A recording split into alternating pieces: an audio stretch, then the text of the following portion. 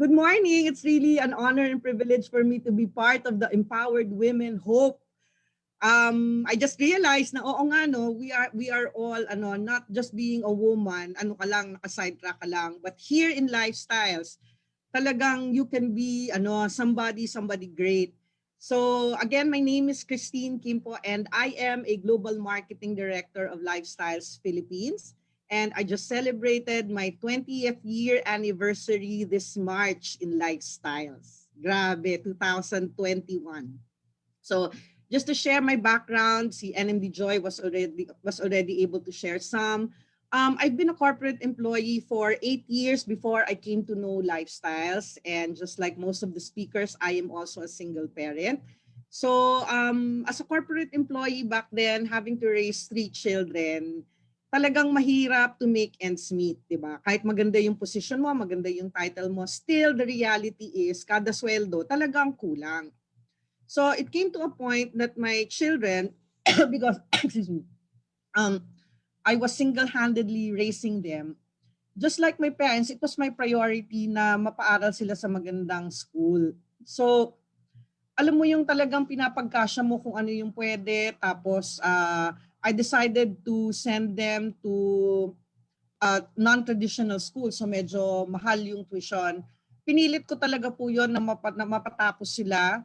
That ang matindi nun before I joined Lifestyles, and even the few months that when I was starting with Lifestyles, na-experience ko yung what's it like na pag nagbabayad ako ng tuition, nasa express lane ako. Bakit kamo? Kasi ang dala ko ay promissory note. Ang matindi nun, tapos na ang school year, hindi pa ako tapos magbayad. So what can you expect? So problem ko na naman yon the following school year, right? But sabi ko sa sarili ko, there must be a better way. My future wasn't meant to be like this. Parang I didn't grow up with this reality, but here I am, 'di ba? I face this reality. So just like any mother, 'di ba? Wais na ina, anong gagawin mo? I was trying to find ways and means kung paano ko ma-augment yung income ko, magkaroon ako ng sideline income. So I ventured in actually selling. While holding my day job, in between nagbebenta ako ng mga RTWs, mostly mga office clothes. So meron akong naging source na sila, exporter sila ng mga untailor na items which I really love. So yun yung aking mga binibenta din sa mga kasama ko. Dahil yun ang isang sideline business ko, syempre ako nakakalibre ako. Kaya feeling ko kahit wala akong masyadong pera noon, na social pa rin ako. Yon, kasi sabi ko kailangan, 'di ba? Wala ka nang asawa, kailangan maganda ka. Anyways, kidding aside, but seriously, my priority was how will I raise my kids given that mag-isa na lang ako. So anyways, nilakasan ko yung loob ko, naghanap nga ako ng paraan how I could mapalaki yung income mo. It was in one of my jobs that I ended up walking into a room na I didn't realize that it was network marketing. My first venture in network marketing wasn't lifestyles. It was in the late 1990s. Grabe, no? Tagal na. But although the idea, parang doon nag-open yung aking mind with the idea na pwede ka palang maging successful, magkaroon ng malaking income without needing your own personal effort all the time. Pag sinimulan mo, there will be a team na pag winwork out mo, pwede kang yumaman, income that you wouldn't even imagine na pwede mong marating. So I was so excited with that idea na without even thinking, dahil napakamura lang ng puhunan doon, sumali ako kagad. But then, my first venture wasn't fruitful, so hindi ako nag-last ng more than 3 months. But because I made new friends, I ended up joining, sali ng sali. Would you believe, I already joined 11 network marketing companies. Hindi pa po kasama ang lifestyles. So ganun yung naging experience ko. And for some reason or another, I felt that it wasn't really for me. I wasn't successful. May mahanap akong reason, whether it's with the person who invited me or the product or the culture. Sabi ko, sinumpa ko na po yung network marketing. So, been there, done that. Tapos na ako sa network marketing, ha? Hindi pa kasali ang lifestyles doon. Pero may sinalihan ako ng isang business. Kung kailan pa siya hindi network marketing, sad to say, we partnered with a foreigner, and sadly, because it was a corporation, we were Filipino directors, it was going smoothly for 6 months until nalaman na lang namin na umalis na po yung foreigner. Lahat po pala ng collection ng company na siphon na niya. Biglang nagulat na lang kami na meron kaming utang na originally 10 million. So can you just imagine na hindi ko pa nga alam mga itsura ng 10 million, biglang meron akong utang na 10 million. Pero we tried everything that we can, selling all the assets of my family. Lahat, pati yung nag-ambag na yung mga kapatid ko, yung parents ko, until it was down to 4 million pesos. Pero walang-wala na po kaming pwedeng maibayad doon. So, syempre, pag meron kang 4 million na utang na hindi mo na mabayaran, saan ka gumagaling? Yan, ang nagiging forte mo, magtago. So, dun ang aking inexpert. So, for 2 years, I learned to be invisible. I learned to be, I don't want, naging ako, paranoid ako. I don't want to meet any new friends for the possibility that they may be our clients. But, dahil hindi naman namin siya mataguan forever, it was a blessing that Lifestyles came to my life in 2001. But knowing that it was network marketing, hindi ko siya pinapansin dahil sabi ko nga sinumpa ko na yung network marketing, right? But it was a good thing na yung youngest daughter ko, who was 3 years old at the time, had skin asthma na hindi na namin alam kung paano namin sosolusyonan. And napaka-phenomenal ng intra, di ba? So after 3 days of taking intra, syempre expected ng marami, nawala si skin asthma. So because I saw the goodness of the product, sabi ko noon, I can only afford 1 bottle. Parang talagang bubunuin ko pa yung kung bibili na naman akong isang bottle. But I didn't want my daughter na bumalik yung skin asthma. So sabi ko sa sarili ko, here's a product that helped my daughter's health and everyone's health in my family. Nung nakita ko yung business, gusto ko siya. But my challenge was wala akong pera. Diba? Wala akong pera. 4 million nga yung utang ko eh. I wasn't even broke. I was below broke. So for me to come up with the 100,000 or 60,000 in today's package, I wouldn't be able to produce that kind of money. But, yun nga sabi ko sa sarili ko, I had the need for my daughter to get well. So sabi ko, what if, di ba, here is something, a product, doon tayo sa product muna, that benefited my family. It's just that I cannot afford it. So what will I do?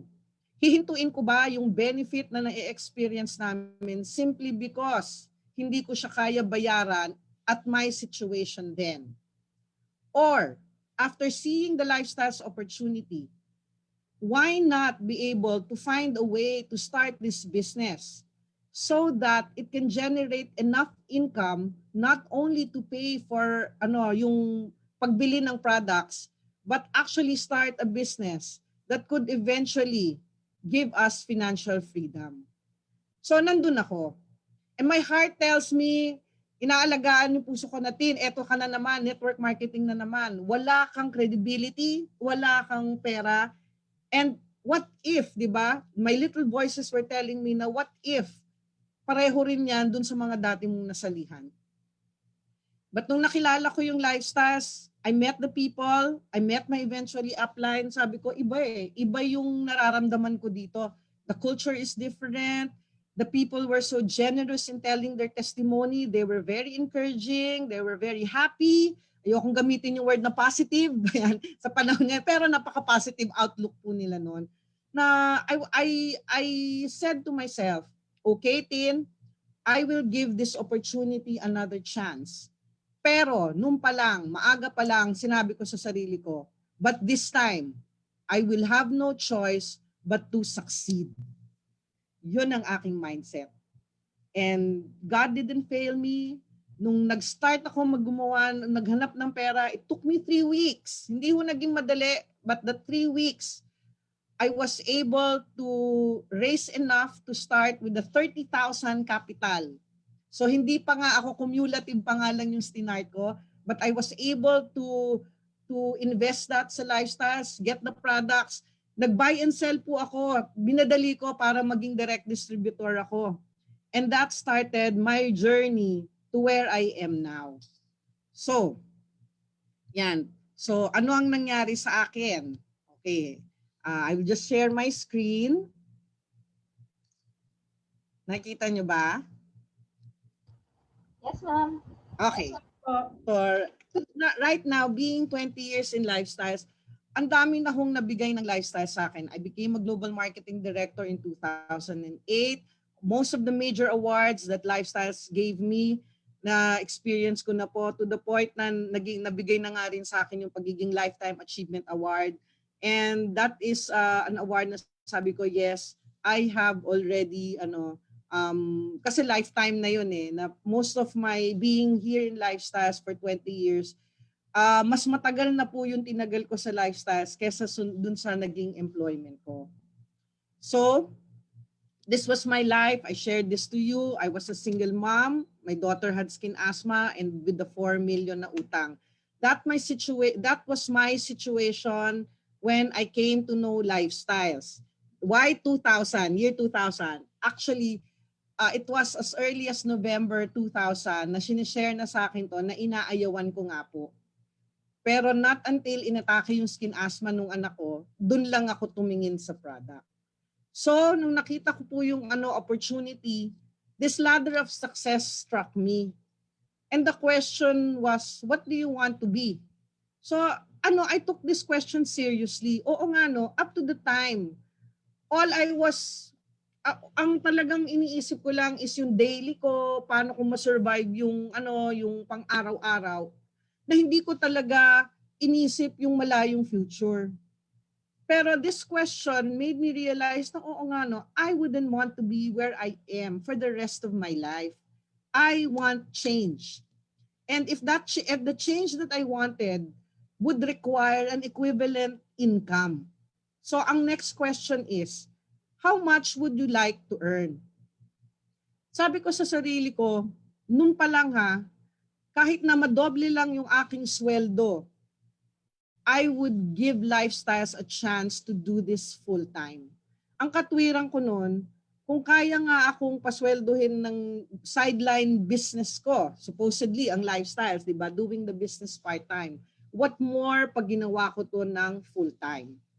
Only after 3 months of doing the business part-time, not only, pero wholehearted kong ginagawa yung business na talagang nahiya na lang ako sa boss ko dahil kailangan ko na mag-resign kasi halos hindi ko naman nabibigay na yung talagang focus ko sa work dahil lifestyles na nga lang ang bukang bibig ko.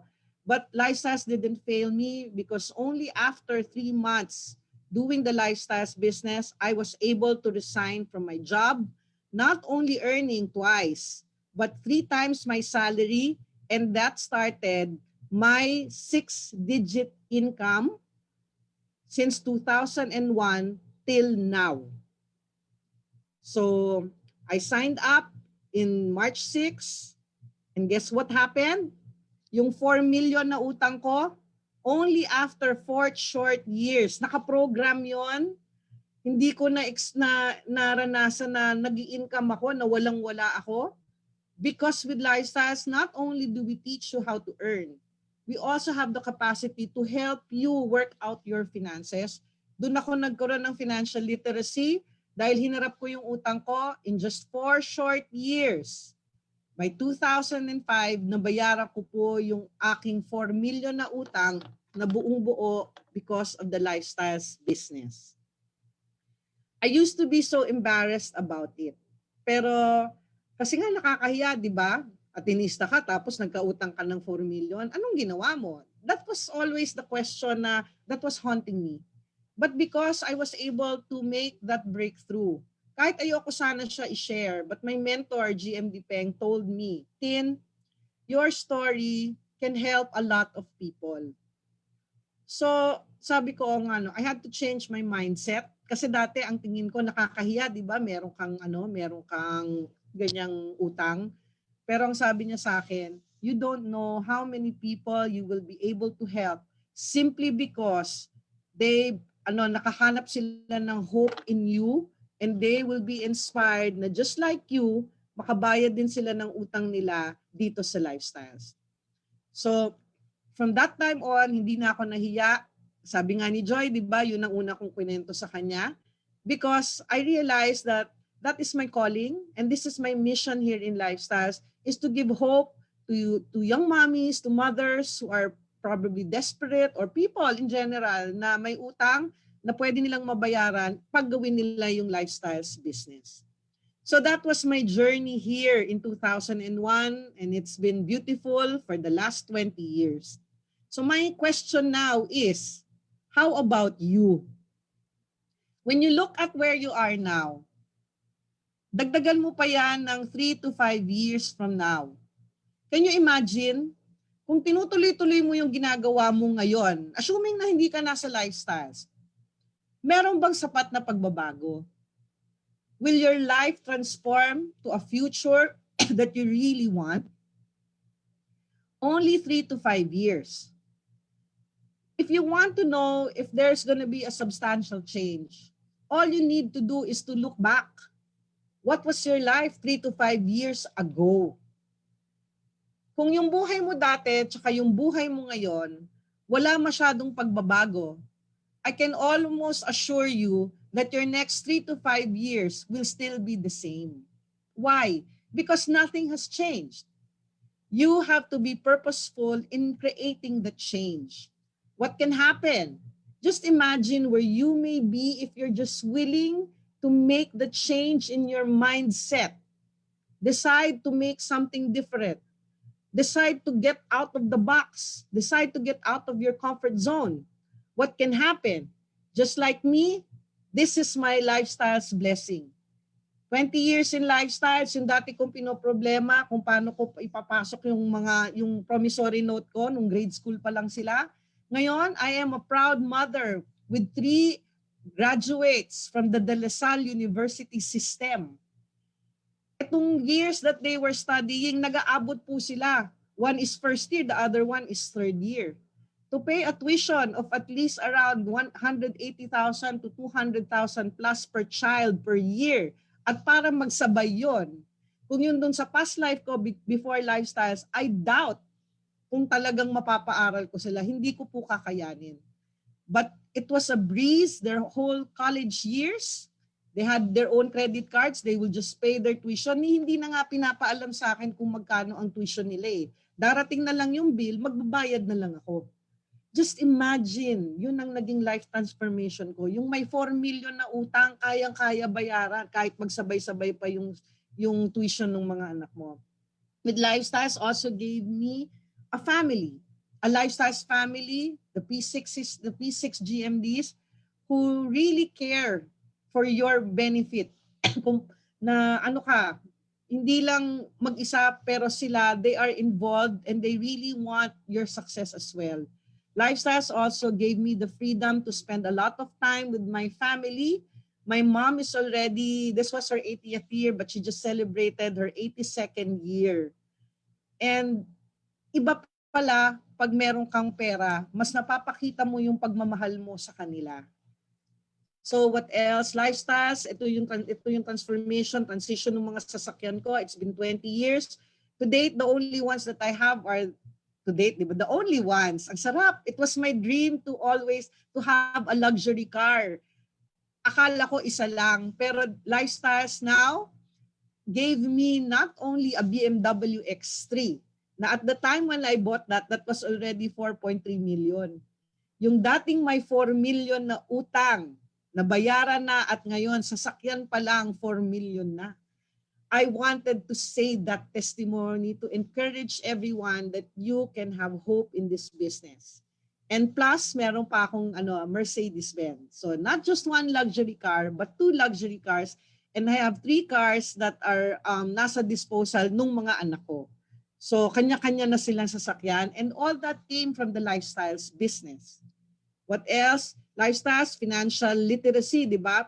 I was able to invest also in 9 condominium units out of the income of Lifestyles, and they are generating residual income dahil merong mga income yan sa rental. May halaga na yung property, may halaga pa yung yung monthly na natatanggap mo. And that is just in excess doon sa major income that I received from Lifestyles.